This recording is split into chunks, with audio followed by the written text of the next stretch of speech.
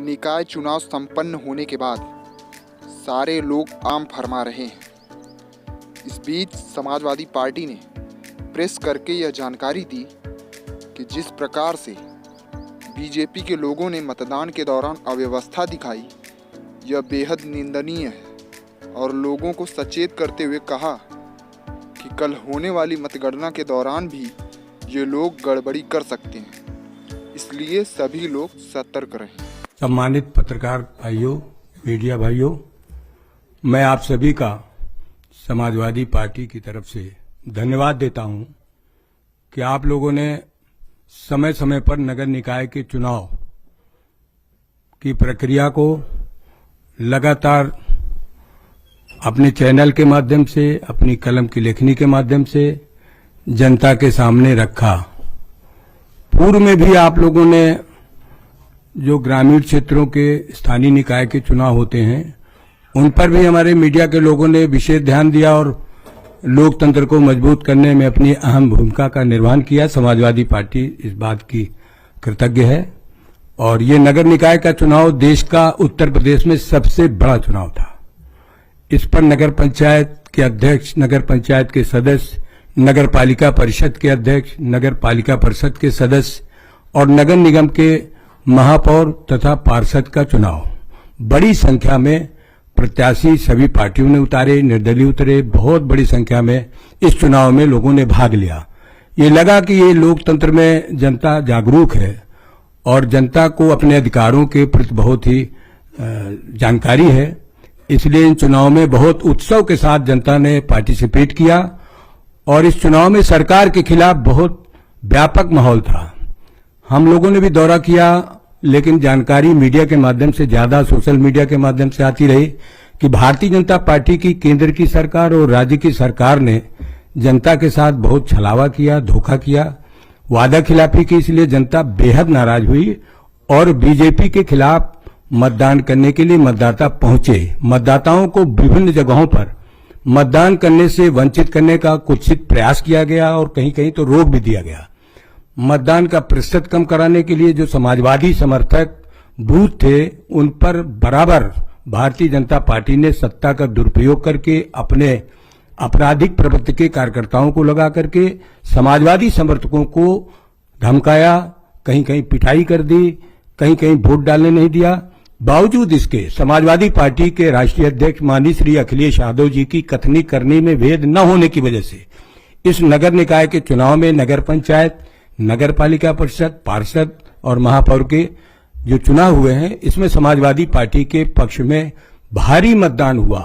इस बात को जब प्रथम चरण में सरकार ने जानकारी ली कि हमारे खिलाफ मामला जा रहा है, तो द्वितीय चरण में उग्र रूप धारण कर लिया मुख्यमंत्री जी ने।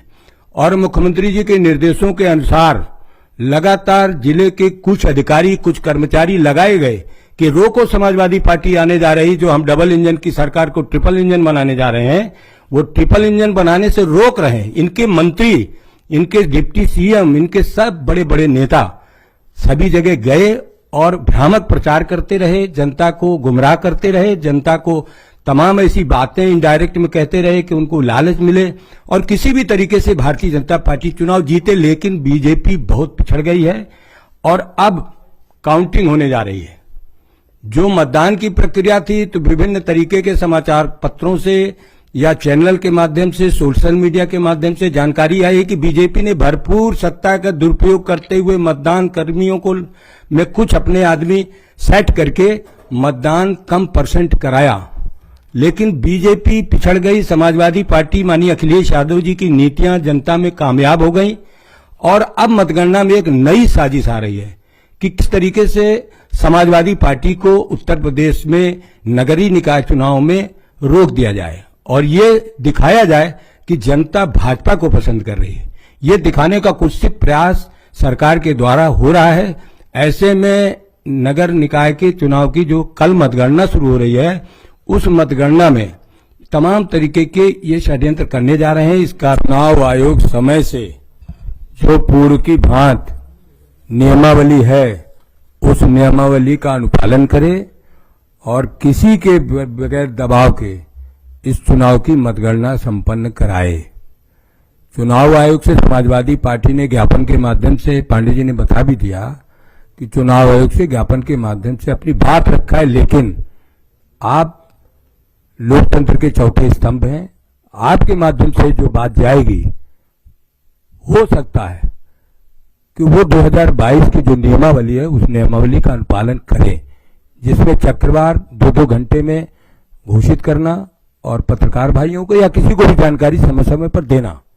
लेकिन ये आनंद फानन में 15/4 को जो नियमावली में बिना बैठक हुए एक नियमावली का एक नियम बना दिया कि अब ये नियम बदल दिया गया है। ये नियम राज्य निर्वाचन आयोग नगरीय निकाय द्वारा आदेश संख्या 15/4/2023 को अपने जारी आदेश में कॉलम संख्या 7 में इसे परिवर्तित करते हुए मात्र अध्यक्ष पद के लिए मतदान स्थलवार, वार्डवार संपूर्ण मतदान स्थलों की गणना के पश्चात सारणीकृत टेबुलेट करते हुए परिणाम तैयार किए जाएंगे। अर्थात चक्रवार प्रत्याशियों को मिले मतों की कोई घोषणा और परिणाम चक्रवार घोषित नहीं किया जाएगा। इस तरीके के आनंद फानन में इन्होंने मनमानी नियमावली बनाई। हमारी मांग है कि जो 2022 में नियमावली नगरीय निर्वाचन का निर्देश है उसका अनुपालन हो, ताकि दूध का दूध पानी का पानी साफ हो और सबको जानकारी समय समय पर मिलती रहे, किसी तरीके की कोई शंका न रहे।